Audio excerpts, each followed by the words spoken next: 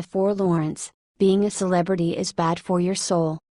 One of the weirdest comments any liberal has made yet about the current crop of deadly hurricanes has come from American Hustle and the Hunger Games star, who actually blamed President Donald Trump and everybody who voted for him for the storms.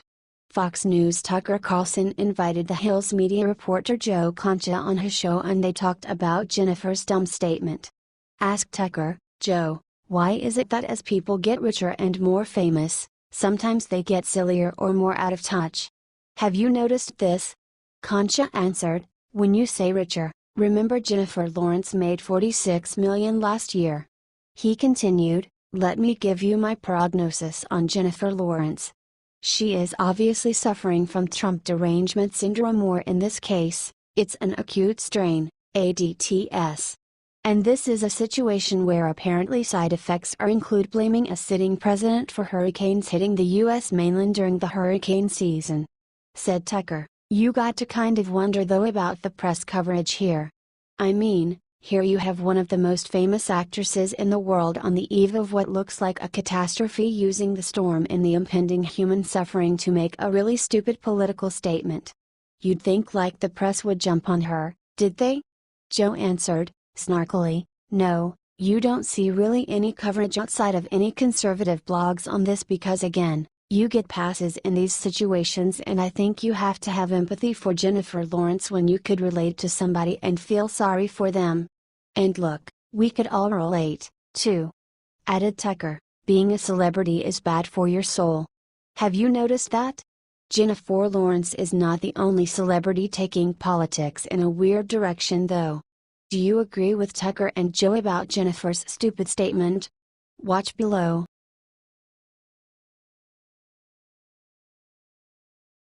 Kaepernick donates to shocking charity that gathers dreamers and sends them away on planes. Colin Kaepernick has done a lot of awful things, but this is one of his most idiotic yet. Colin Kaepernick Foundation has donated another $100,000 to DREAM, Coalition for the Homeless, War on Children, and United We Dream, announced NFL insider Adam Schefter on Twitter. "Thank you at Kaepernick7, we will continue to fight back," responded United We Dream's Twitter page. "So what's the problem? This charity is rounding up dreamers and sending them on airplanes to Washington, D.C. to protest President Trump. People have long theorized that liberals pay for their protesters. This is that in every way. If you are a dreamer, you get free airfare, food and hotels, all you have to do is protest President Trump." According to their website, Kaepernick's money is going to be used for addressing the inequities and obstacles faced by immigrant youth. Over 100,000 members. Current focus: organize and work for immigrant children to keep DACA in force. $10K for upcoming travel. Air, hotel, lodging, and ground transportation. United We Dream recently held an event in Washington, D.C. and sent 300 dreamers to lobby to keep DACA. This budget will pay for 7,500 attendees for a similar rally upcoming, says the website. $10K for series of upcoming local gatherings in NY, Court, TX, FL, NM. Facilities rent and security, transportation, food, technology. $5K for text service for the network of over 100,000 members, they write. It pays to be an activist.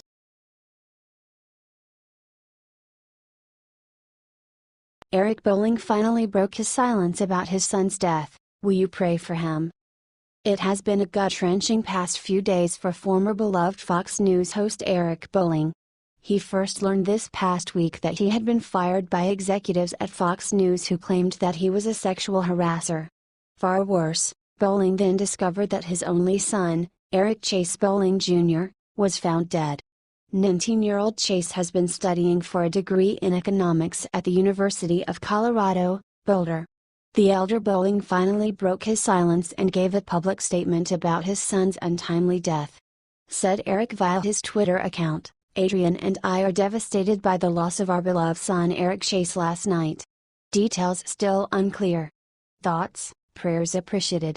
He then detailed about his son's death, the cause of which is still unclear. "Authorities have informed us there is no sign of self-harm at this point. Autopsy will be next week.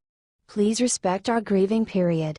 Condolences have been pouring in from Eric's friends and colleagues from all parts of the political spectrum. Wrote Fox News' Geraldo Rivera, gut-wrenching news about Eric Bolling 19-year-old only son Eric. Erica and I weep for the Bolling family. This is horrible, our condolences. Added CNN's Don Lemon, so awful. My heart goes out to Eric and his family. Posted Fox News' Sean Hannity, to my dear friend, please know we all love you, we'll be here for you and your family. Will you pray for Eric?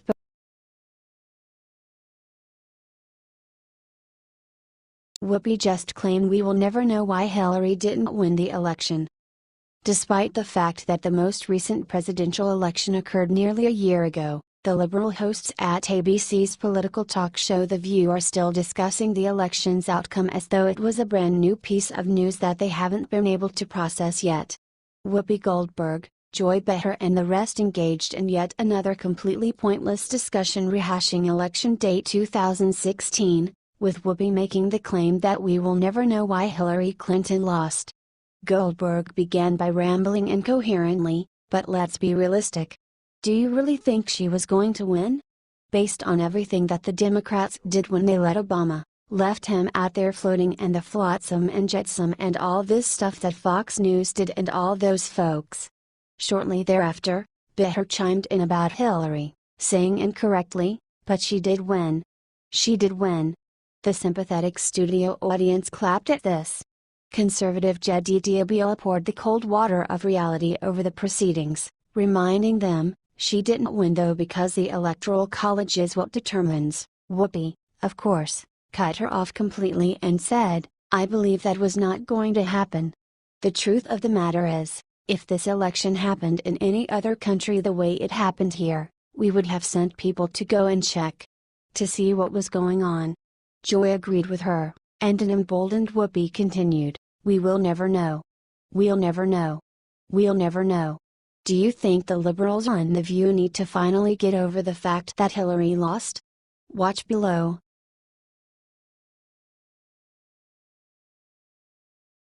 The underage girl that Anthony Weiner was sexting shows her face for the first time, people are surprised.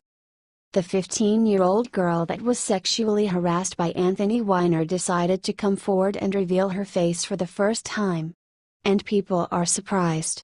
She told her side of the story. Although she showed her face, she kept her name a secret. I just sent him a nice message, hello, I'm a huge fan, she said. How soon after did he respond? Asked Inside Edition's Diana McInerney in an interview. Minutes, she responded.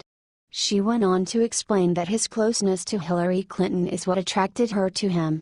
I knew that Hillary Clinton would be running for president in the year 2016. I wanted to see if Anthony was still up to the same antics, she said. She went on to describe how he immediately tried to make the relationship sexual. He called me attractive, she said. Other messages he sent her included you are kinda gorgeous, your body is pretty insane, and I thought about you this AM. There were many others that Insider Edition said were too inappropriate to show. I knew that it was going downhill really fast, she said. Then Weiner started to send her shirtless pictures. I was disgusted. That's part of the reason I came forward, she said. The full interview airs on Monday. But you can check out the preview below.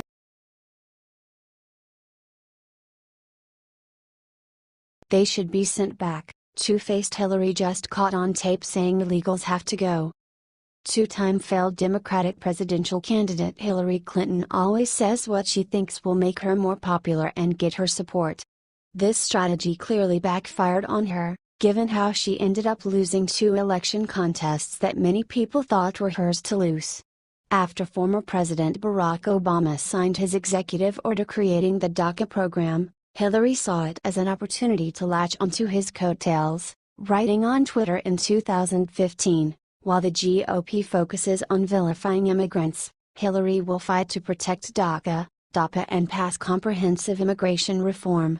She then added lamely, thanks to Dreamers' courage and resolve, DACA has allowed thousands of young people to contribute to our society.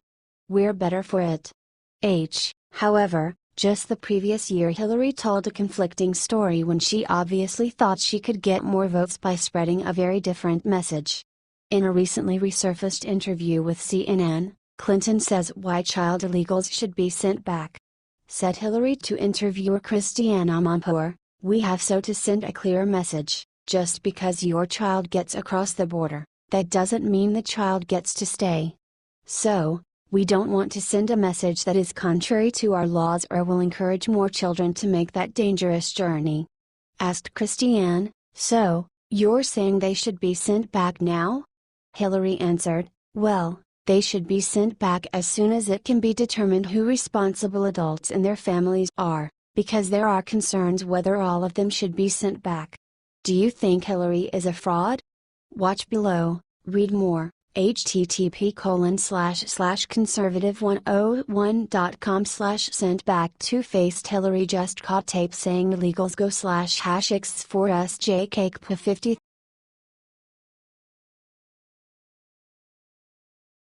Tucker Carlson eviscerates Jennifer Lawrence for blaming hurricanes on President Trump. Hollywood actress Jennifer Lawrence tried to blame Hurricanes Irma and Harvey on President Trump. It is proven through science that human activity, the climate change, is due to human activity, and we continue to ignore it, and the only voice that we really have is through voting. And we voted and it was really startling, said Lawrence. Tucker Carlson demolished Lawrence for this. You got to kind of wonder though about the press coverage here. I mean, here you have one of the most famous actresses in the world on the eve of what looks like a catastrophe using the storm and the impending human suffering to make a really stupid political statement. You'd think like the press would jump on her, did they? Tucker Carlson asked to his guest Joe Concha. No, you don't see really any coverage outside of any conservative blogs on this because again, you get passes in these situations, and I think you have to have empathy for Jennifer Lawrence when you could relate to somebody and feel sorry for them. And look, we could all relate too, said Concha. Tucker, 3 million people at home flying a private jet over to London and getting over the angst of hurricanes that are no threat to you. And blaming a sitting president perhaps for bad karma for creating hurricanes and be able to talk about your job and promoting movies while getting paid 7 figures.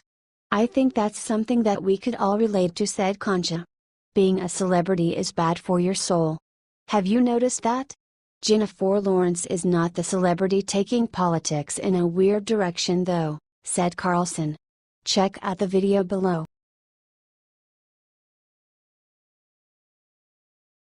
GOP lawmaker exposes message sent to him from pro-abortion activists with a disgusting surprise. The way that liberals devalue human life is disgusting. They are pro-abortion and they are proud of it. At the same time they try to act like they are the caring ones, by doing things such as fighting for people who came here illegally to be able to get away with their crimes. A group of Planned Parenthood supporters sent Republican Representative Larry Bugshaw a pro-abortion care package. And what was inside was disgusting. The package tried to argue for aborting babies by using puns and making jokes. There was a bag at the candy Sour Patch Kids. Kids are sweet, but forced birth leaves a sour taste, it says on the candy bar. There was also a bag full of erasers that says you can never erase your votes. Bugshaw posted a photo of the letter and wrote an angry reply. This is a package Planned Parenthood advocates delivered to my tarot office yesterday. It's a shocking and disgusting attempt to devalue human life. Regardless of your views on the issue, how can anyone defend this sickening and callous disregard for the sanctity of human life? He wrote.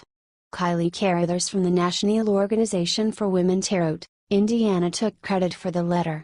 The Sour Patch Kids, the most callous, shocking and disgusting item, were my idea. I love candy. They certainly caused a reaction, she proudly wrote. Check out Bugshaw's post below.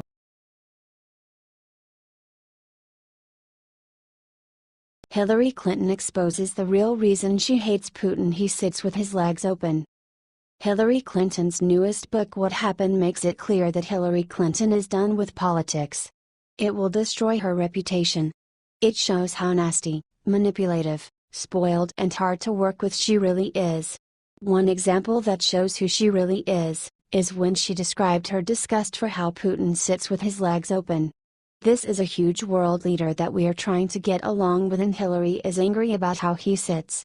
When I sat with Putin in meetings, he looked more like one of those guys on the subway who imperiously spreads their legs wide, encroaching on everyone else's space as if to say, I take what I want. They call it manspreading, said Hillary.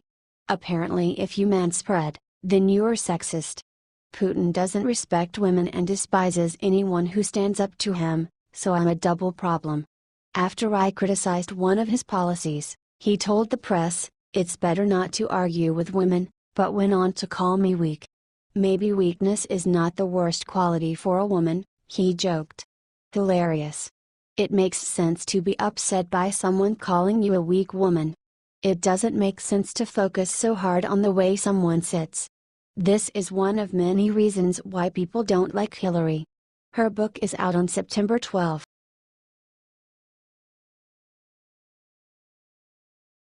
Another rhino governor just made his state a sanctuary state for dreamer illegals. Republican President Donald Trump had the guts to overturn former President Obama's DACA executive order, despite the protests of some Republican members of Congress like House Speaker Paul Ryan. Now Trump is getting pushback from another unlikely source, Republican governors.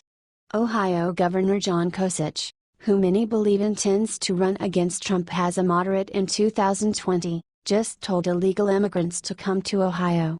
Kasich was recently joined by Republican Illinois Governor Bruce Rauner, who clearly feels that he needs to cater to his blue state's liberal electorate if he wants to get re-elected. Rauner faced a great deal of pressure to help illegal immigrants from Obama's former chief of staff Rahm Emanuel, who is now Chicago's mayor. Governor Rauner just signed the Democrats' Illinois Trust Act into law. The Trust Act makes it so that the state of Illinois will no longer comply with Immigration and Customs Enforcement's detainers unless they have a criminal warrant. Wrote left-wing organizations the National Immigrant Justice Center, Illinois Coalition for Immigrant and Refugee Rights, and Asian Americans Advancing Justice in a joint statement. This bill will provide an unprecedented level of protection for Illinois' 500,000 undocumented residents who could otherwise enter the deportation pipeline through any simple interaction with police, including a traffic violation or a call to report a crime. Why is this rhino governor helping illegals when so many Americans need help?